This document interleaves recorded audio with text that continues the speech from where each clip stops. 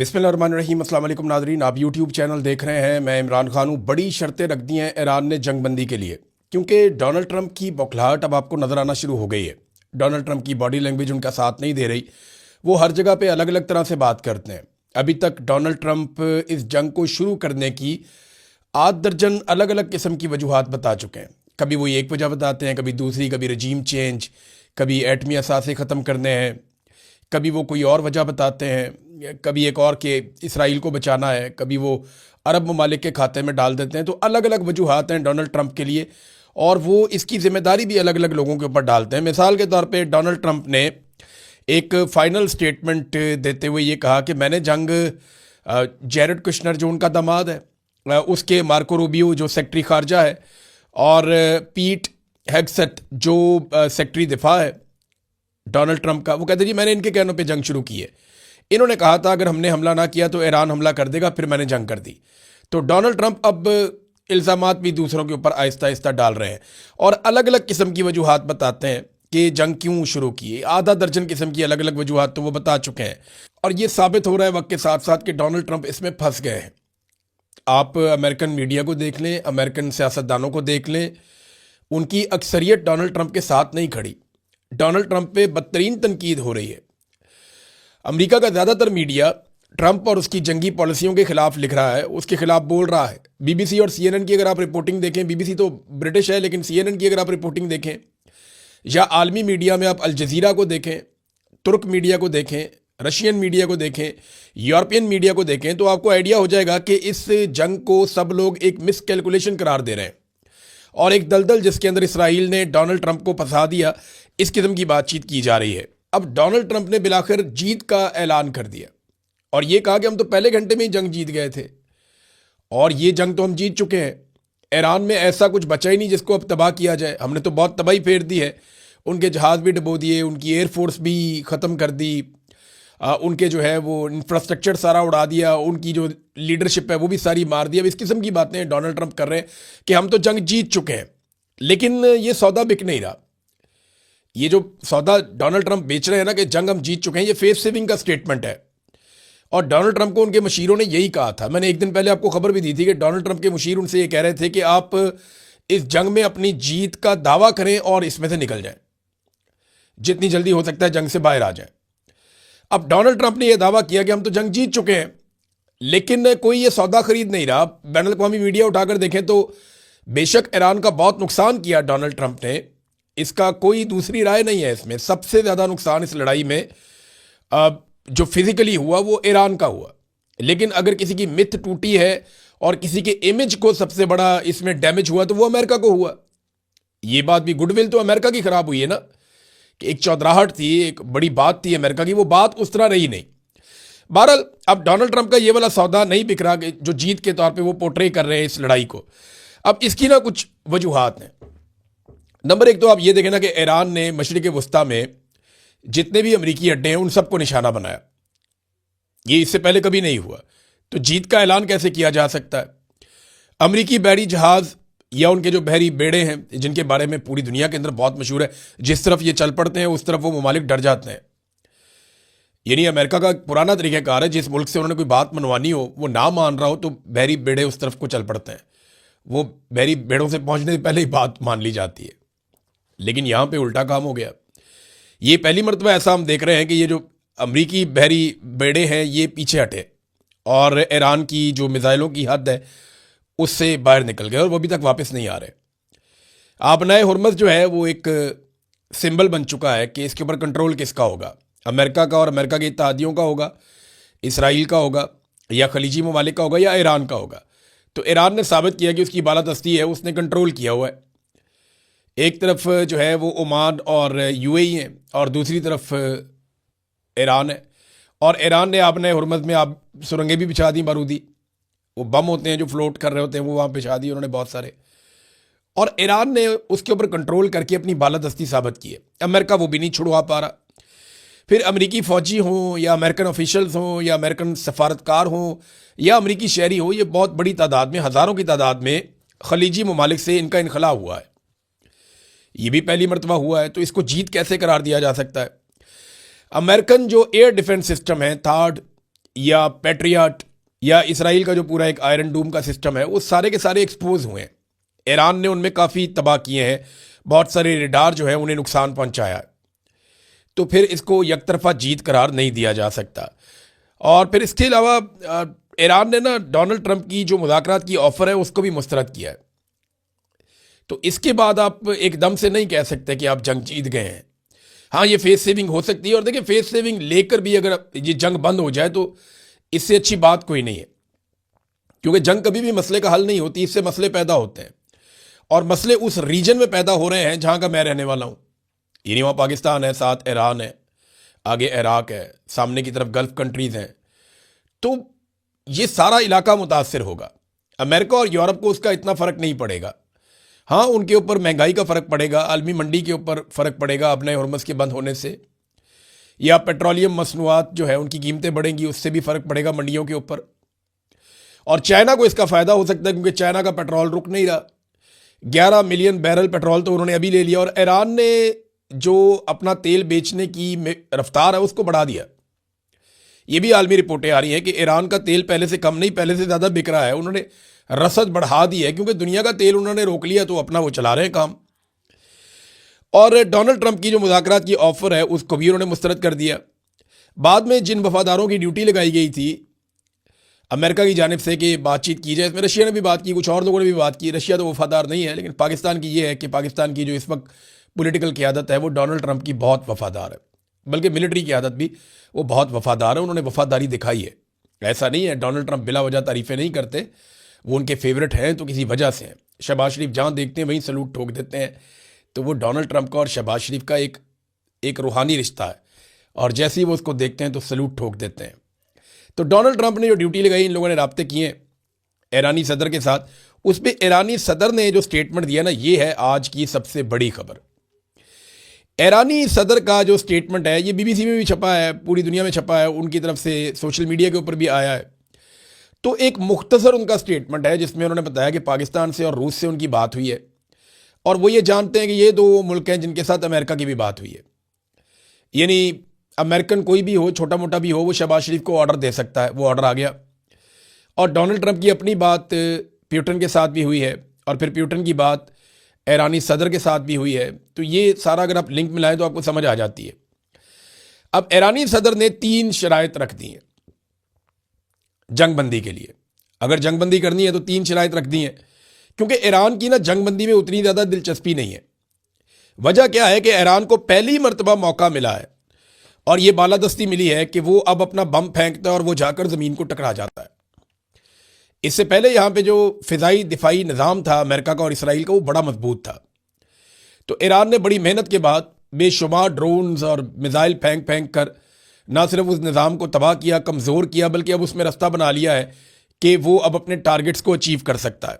यानी अपनी मर्ज़ी की जगह के ऊपर वो मिज़ाइल मार सकता है। इसके ऊपर एक स्टेटमेंट भी आया हुआ है ईरान से, और ये सवाल जब पूछा गया ईरानी क़यादत से तो उन्होंने इसके ऊपर जवाब भी दिया है।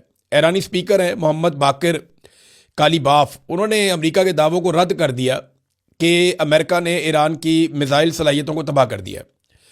मोहम्मद बाकिर ने ये लिखा अपने स्टेटमेंट के अंदर, और ये लिखा कि बड़े पैमाने पर किए गए मिज़ाइल हमलों की इब्तदाई लहरें दुश्मन के रेडार और दिफाई निज़ाम को नकारा बनाने के लिए की गई थी। अब ईरान कम तादाद में मिज़ाइल इस्तेमाल करते हुए अपनी पसंद के किसी भी मुकाम को निशाना बना सकता है।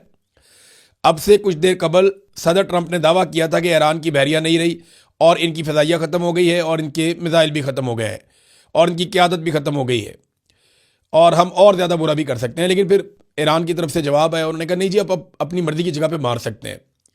ऐसी ही कैपेबिलिटी इनकी पहले नहीं थी। यानी पहले अगर ईरान मिज़ाइल मारता था ना, तो 90% हवा के अंदर डिस्ट्रॉय कर दिए जाते थे, हवा में ही तबाह कर दिए जाते थे, उनका सिर्फ मलबा जाकर नीचे गिरता था। ये इसराइल के पास कैपेसिटी थी, अमेरिका के पास भी थी, लेकिन अब ऐसा नहीं हो रहा। अब ये जो 90% हवा में तबाह कर दिए जाते थे, 10% बड़ी मुश्किल से कहीं पहुंचते थे, अब ये शरह बढ़ते बढ़ते 40-50% हो गई। यानी अब काफ़ी ज़्यादा मिज़ाइल जो है वो पहुंच जाते हैं बिल्डिंगों तक और अपने टारगेट्स तक जो ईरान चलाता है, क्योंकि यहाँ पे रडार सिस्टम काफ़ी वीक हुए हैं, और जो एयर डिफेंस सिस्टम है अमेरिका का और इसराइल का, वो बहुत हद तक ना सिर्फ तबाह हुआ बल्कि डिस्टर्ब हो गया। और उनके जो इंटरसेप्टर्स हैं वो भी कम हो गए। यानी जो मिसाइल हवा में जाकर मिसाइल को तबाह करते हैं सरफेस टू एयर, वो उनकी तादाद भी बहुत कम हुई है और बहुत महंगे हैं। आपको पता है वो 1 से 4 मिलियन डॉलर्स तक का वो एक है, 10 लाख डॉलर से लेकर 40 लाख डॉलर तक का वो एक पड़ता है, तो बहुत महंगे हैं। तो उनको चलाना बार बार इस तरीके से वो बड़ा मुश्किल है। तो ईरान को पहली मरतबा इस किस्म की फ़िज़ाई बालादस्ती मिली है इस खित्ते में, तो वो जंगबंदी के लिए उन्होंने कड़ी शराइत रखी हैं। अब ये शराइत हैं ईरानी सदर ने जो रखी हैं, 3 शराइत हैं, ये तीनों मैं आपके सामने रख देता हूँ। उन्होंने ये लिखा कि अमेरिका और इसराइल की शुरू करदा इस जंग को ख़त्म करने का वाहिद तरीका ईरान के जायज़ हुकूक को तस्लीम किया जाए। नंबर 1, ईरान के जायज़ हुकूक को तस्लीम किया जाए। वो जायज़ हुकूक क्या है? हम अपनी हुकूमत खुद बना सकते हैं, हम अपने मुल्क के फ़ैसले खुद कर सकते हैं, हमें तिजारत करने का भी हक होना चाहिए, हम तेल को भी एक्सपोर्ट कर सकते हैं, हमारे ऊपर पाबंदियाँ ख़त्म की जाएँ, ये जायज़ हुकूक हैं। ईरान अपने जायज़ हुकूक मांग रहा है कि हमारे साथ ज़्यादतियाँ बंद की जाएँ, नंबर 1। नंबर 2, मुआवजे की अदायगी। ये जितना नुकसान ईरान का किया गया इस लड़ाई में, क्योंकि लड़ाई एक तरफा थी ना, ईरान ने तो लड़ाई शुरू की नहीं, ईरान तो मुज़ाकरात कर रहा था और ईरान के बकौल अमेरिका ने वादा किया हुआ था कि वो हमला नहीं करेगा, लेकिन हमला हो गया। अब इसके ऊपर वो ये कहते हैं हमें मुआवजा अदा किया जाए जितना हमारा नुकसान किया गया। ये दूसरी चीज़ है। और तीसरी चीज़ वो ये कह रहे हैं कि मुस्तकबिल में किसी भी जारियत के खिलाफ मजबूत बैनुल अक़वामी ज़मानतें हमें दी जाए, यानी हमें अब ज़मानत दी जाए कि आइंदा हमारे ऊपर किसी किस्म का कोई हमला नहीं होगा मुस्तकबिल में। ये 3 चीज़ें करें तो हम जंगबंदी कर देते हैं।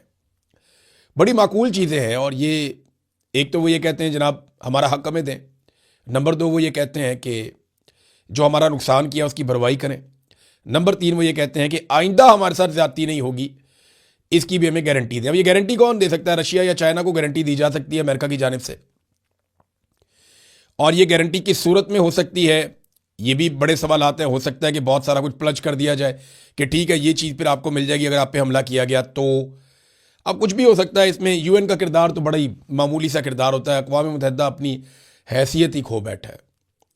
यानी इसराइल के ख़िलाफ़ इतनी मज़म्मती करारदादें पास हुई, इतना कुछ किया गया, आज तक वो टस से मस नहीं हुआ। अभी ईरान के ख़िलाफ़ भी एक मज़म्मती करारदाद पास हो गई कि उर्दन के ऊपर और गल्फ़ ममालिक के ऊपर जो अटैक किया गया है उसको बहरीन ने पेश किया, और पाकिस्तान के बारे में भी बताया जा रहा है पाकिस्तान इसका को स्पॉन्सर था, इस करारदाद का जो ईरान के ख़िलाफ़ अक़वाम मुत्तहिदा में पेश हुई है।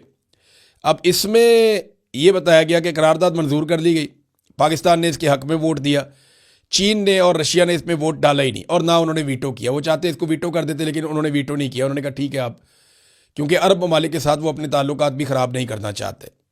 बहरहाल रशिया ने एक करारदाद पेश की कि जंगबंदी की जाए फौरी तौर पे, उसको अमेरिका ने वीटो कर दिया। ये वीटो पावर होती है वो ये चंद ममालिक के पास है, अमेरिका के पास, बरतानिया के पास, चीन के पास, रूस के पास, ग़ालिबन फ्रांस के पास, ये 4-5 मुल्कों के पास वीटो पावर है। अब ये वीटो पावर के बारे में स्पेन ने भी एक स्टेटमेंट दिया कि ये वीटो पावर ख़त्म की जाए, सारे ममालिक को इक्वल राइट होना चाहिए अक़वाम मुत्तहिदा में। ये जो वीटो की पावर है इसको बड़ी बड़ी ताकतें अपने मफाद के लिए इस्तेमाल कर लेती हैं। बात तो ठीक है, स्पेन के वज़ीर-ए-आज़म ने गलत बात नहीं की है। नाज़रीन, ये ओमान के ऊपर एक आग के शोले भड़क रहे हैं। सलाला एक एरिया है ओमान का, बड़ा खूबसूरत इलाका है, और वहाँ पे एक रिफाइनरी है, उसमें आग लग गई। देखिए ओमान का तो बड़ा मुस्बत रोल रहा इस सारे मामले में। ओमान ने अमन की बात की है और किसी किस्म की वायलेशन नहीं की, बल्कि ईरान को और अमेरिका को दोनों जानिब ओमान ने जोर लगाया कि किसी तरह भी अमन कायम हो जाए। तो ओमान में ये किसने आग लगा दी और ड्रोन किसने मार दिया? अब ये आग लगी हुई है काफ़ी घंटों से, इस पे ईरान ने ये स्टेटमेंट दिया कि ये हमने नहीं किया। यानी ओमान के ऊपर अटैक ईरान कहता है हमने नहीं किया, तो फिर किसने किया? अब इसको भी एक फॉल्स फ्लैग ऑपरेशन करार दिया जा रहा है। अब ओमान की गवर्नमेंट का कोई स्टेटमेंट आएगा तो हमें पता चलेगा कि वो इसके पीछे किसका हाथ देखते हैं। स्कूल की बच्चियों का कत्लेआम डोनाल्ड ट्रंप के गले पड़ गया। डोनाल्ड ट्रंप से बार बार ये सवाल किया जाता है, हर जगह ये सवाल किया जाता है। हत्ता कि एक रिपोर्टर आया और उसने सवाल किया डोनाल्ड ट्रंप से कि क्या आप, जहां डोनाल्ड ट्रंप जाता है ना, ये सवाल उसके सामने खड़ा होता है। अमेरिकन मीडिया हर जगह पे, देखे ना, पाकिस्तान के अंदर किसी ने शहबाज शरीफ से नहीं पूछा आज तक कि आपने 26 नवंबर का कत्लेआम क्यों किया। आज तक किसी ने आसिम मुनीर से सवाल नहीं किया, वो सवाल करने की जरूरत ही नहीं है। हत्ता कि मोहसिन नकवी से भी नहीं पूछ पाए। लेकिन वहां पे देखें ईरान के अंदर बच्चियां शहीद हुई और अमेरिका में मीडिया ने डोनाल्ड ट्रंप के नाक में दम कर दिया। वो रिपोर्टर कहता है, क्या आप मुनाब स्कूल पर हमले की जिम्मेदारी कबूल करते हैं? फौजी तहकीकात से पता चला है कि अमेरिका ने ही इस स्कूल पर हमला किया था।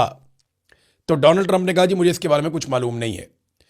और अब अमेरिका से एक और खबर आ रही है ना, ये हमला हमारा गलत हो गया था और हमारा टारगेट हिट नहीं हुआ था और ये मिसाइल गलत सिमत में चला गया था, ये एक गलती हो गई है। अब अमेरिका से इस किस्म का भी एक मौक़िफ़ आया है, लेकिन इस मौक़िफ़ के खिलाफ भी बहुत सारे मजीद सबूत और चीज़ें आहिस्ता आहिस्ता सामने आ रहे हैं। नाज़रीन, ईरान ने एक और धमकी दी है और ये कहा है कि अगर हमारे इंफ्रास्ट्रक्चर को तबाह किया गया तो हम पूरे खित्ते में यही करेंगे, यानी हम भी इंफ्रास्ट्रक्चर तबाह कर देंगे। इस वक्त जो है वो आबनाए हुर्मुज़ में 10 से ज़्यादा ऐसे बहरी जहाज़ हैं जो जिनमें आग लग चुकी है, जिनके ऊपर हमला हो चुका है। ये जो थाईलैंड वाले जहाज़ के साथ हुआ है, इसमें 2 इंडियंस के बारे में बताया जा रहा है कि वो भी मारे गए हैं। अब इंडियन मीडिया में रोला पड़ा हुआ है कि जनाब ईरान से बदला ने हमारे बंदे वहाँ मारे गए। तो ईरान ने तो पहले बताया था कि यहाँ से जहाज़ कोई नहीं गुजारेगा, जो गुजारेगा अपनी जिम्मेदारी पे गुजारेगा, मैं यहाँ से नहीं जाने दूंगा और मैं ये रास्ता इसलिए बंद करूँगा कि मेरे खिलाफ इस रास्ते को इस्तेमाल किया गया है और हमारे मुल्क के ऊपर जारहियत की गई है और इन ममालिक के ऊपर और इस रास्ते के ऊपर जो है वो अड्डे हैं सारे अमेरिका के, जो हमारे ऊपर अटैक कर रहा है, तो फिर हम इसको बंद करके रखेंगे। ईरान ने यह धमकी बहुत पहले लगाई थी। अब वहाँ से जो जहाज़ गुजरता है वो रिस्क लेके गुजरता है और अमेरिकन किसी किस्म का रेस्क्यू प्रोवाइड कर नहीं पा रहे। वो रास्ता खोलने के अंदर अभी तक नाकाम है। रास्ता खोलना है तो मुज़ाकरात करने पड़ेंगे और अगर ईरान के साथ कोई डील करनी है तो 3 शराइत ईरान ने बता दी हैं। अब उन शराइत को कैसे पूरा किया जाता है, ये बड़ा सवाल है। इसराइली अवाम अब नेतन्याहू से तंग आना शुरू हो गई, यानी बंकरों के नीचे रहना बहुत मुश्किल होता है। अभी गर्मियाँ आने वाली हैं आगे, अगर ये लड़ाई लंबी जाती है तो बंकरों के अंदर घुसे हुए लोग, वहाँ पे बिजली का शटडाउन भी शुरू हो गया है। इसराइल के अंदर प्रॉब्लम्स बढ़ती जा रही हैं। अगर ये मामला हो गए तो नेतन्याहू को तो लोग शक्ल देखना पसंद नहीं करेंगे। वैसे भी उसकी शक्ल नज़र नहीं आ रही, को 4-5 दिन हो गए नेतन्याहू गायब है। दुनिया में जहाँ भी जंग होती है उसकी लीडरशिप नज़र आती है, नेतन्याहू बिल्कुल ही गायब है, कहीं दिखाई नहीं देता, कहीं सुनाई नहीं देता, पता ही नहीं चलता कहाँ पे गया। और इसकी कुछ बड़ी अहम मीटिंग्स थी, वो मीटिंग्स भी कैंसिल हो गई है। तो नेतन्याहू के बारे में अभी कुछ पता नहीं चल रहा कि उसके साथ हुआ क्या, वो गया कहाँ, पकड़ लिया गया, मार दिया गया, क्या हुआ उसके साथ। लेकिन उर्दगान का एक स्टेटमेंट आया, रजब तैयब उर्दगान, तुर्की के सदर, वो कहते हैं जी कि इसराइली जो अवाम है जो हर रात ज़ेरे ज़मीन बंकर में गुजार रही है, अब उन्होंने भी कहना शुरू कर दिया है कि होलोकॉस्ट के बाद उन पर आने वाली सबसे बड़ी आफत नेतन्याहू है, जिसकी वजह से वो इस हालत में है और बेड़े गर्क हो गया। तो ये जनाब इसराइल की मजलूमियत आपको आने वाले दिनों में नज़र आएगी। ये बात मैं आपको दावे के साथ कह देता हूँ। वो इसलिए कि इसराइल में इतना बड़ा इंफ्रास्ट्रक्चर का नुकसान पहले कभी नहीं हुआ जो अब ईरान ने कर दिया। गो कि बहुत फ़र्क है, ईरान में एक एक दिन में 100-100, 150-150, 200-200 बंदे भी शहीद हो जाते हैं। एक हमले के अंदर 168 बच्चियां शहीद हो गई सिर्फ। तो बड़े बड़े वाक़यात ईरान के अंदर होते हैं, लेकिन इसराइल में होने वाला नुकसान जो है वो टोटल मिला के भी ईरान के एक दिन के नुकसान के बराबर नहीं है। लेकिन वो लोग समझते हैं कि ये जानें बहुत कीमती हैं। अब आने वाले दिनों में आप देखेंगे मजलूमियत का कार्ड खेला जाएगा इसराइल की जानिब से और ये कहा जाएगा हमारे साथ बहुत जुल्म किया है ईरान ने। हालांकि इस वक्त की मैं आपको बात बताता हूँ, अभी जब सारे लोग डिस्कस कर रहे हैं ईरान को, लबनान को और गल्फ़ स्टेट्स को, उस वक्त इसराइल ने बमबारी कर दी है खैमा बस्तियों के ऊपर जिसके अंदर रह रहे थे गज़ा के लोग, यानी गज़ा के मासूम बच्चे, बच्चियाँ, ख़वातीन, बुज़ुर्ग, वो जिन खैमों के अंदर रह रहे थे आर्जी तौर पे टेंटों पे, उनके ऊपर बमबारी कर दी है और वहाँ से हज़ारों लोग निकल कर भागे। उन्हें कोई समझ नहीं आ रही वो कहाँ पे जाएं। जब मैं ये वीडियो रिकॉर्ड कर रहा हूँ अभी अभी ताज़ा मनाज़िर और ख़बर वहाँ से आई है। अब इसराइल जो है वो वहाँ पे जेनोसाइड कर रहा है, नस्ल कुशी कर रहा है। लेकिन ये कुछ अरसे के बाद ईरान को एक जालिम के तौर पे, एक जाबिर के तौर पे पेश करेंगे। हालांकि अटैक पहले इसराइल ने किया था और अमेरिका को भी इस लड़ाई के अंदर मुबैना तौर पे इसराइल ने ही फंसाया है। नाज़रीन, एक दावा किया गया कुछ लोगों की जानिब से कि अरब ममालिक परेशान है कि पाकिस्तान में सोशल मीडिया क्यों अरब ममालिक के साथ खड़ा नहीं हो रहा। देखिए, एक तो बात ये ज़हन में रखें कि ईरान के साथ लोगों के खड़े होने का मतलब ये नहीं है कि वो अरब ममालिक के ख़िलाफ़ हैं। वजह सादी है कि इसराइल ने और अमेरिका ने अटैक किया, इसलिए लोग ईरान के साथ खड़े हैं। दूसरी बात यह है कि वो लोग अरब ममालिक के अंदर जिन अड्डों को देखते हैं वो उनके खिलाफ बात करते हैं, अरब ममालिक के खिलाफ पाकिस्तानी नहीं है। ये अरब ममालिक को समझना पड़ेगा। अगर कहीं खुदा न खास्ता इसराइल ने और अमेरिका ने किसी अरब मुल्क के ऊपर अटैक किया होता तो इससे ज़्यादा शिद्दत के साथ पाकिस्तानी अरब ममालिक के साथ भी खड़े होते। और दूसरी इसकी एक रीज़न और है। वो रीज़न ये है कि पाकिस्तान में इस वक्त एक नाजायज़ हुकूमत है। इस नाजायज़ हुकूमत का झुकाव जिस तरफ भी होता है ना, पाकिस्तान की हुकूमत जहां भी झुकाव अपना डालती है, अपना वजन जिस पलड़े में डालती है, पाकिस्तान की अवाम उसके खिलाफ हो जाती है। ये बात भी अरब ममालिक को समझनी पड़ेगी कि पाकिस्तान के अवाम मौजूदा मिलिट्री एस्टेब्लिशमेंट या फौजी क़यादत आसिम मुनीर साहब से बिल्कुल प्यार नहीं करती, बल्कि उनसे नाराज़ है। और इसी तरह जो मौजूदा हुकूमत है उनसे भी नाराज़ है। तो ये हुकूमत और ये क़यादत, ये जिसके साथ खड़ी होती है पाकिस्तान की अवाम उसके खिलाफ खड़ी हो जाती है ऑटोमेटिकली। ये बात भी अरब ममालिक को समझनी पड़ेगी कि पाकिस्तान के अंदर के हालात को आप समझें कि ये एस्टेब्लिशमेंट और पाकिस्तानी रजीम जिस तरफ खड़ा होता है अवाम उसके मुखालिफ खड़ी हो जाती है जाकर। वजह सादी है कि ये लोग अवाम के ऊपर जुल्म कर रहे हैं और ज़बरदस्ती मुसल्लत हुए हैं।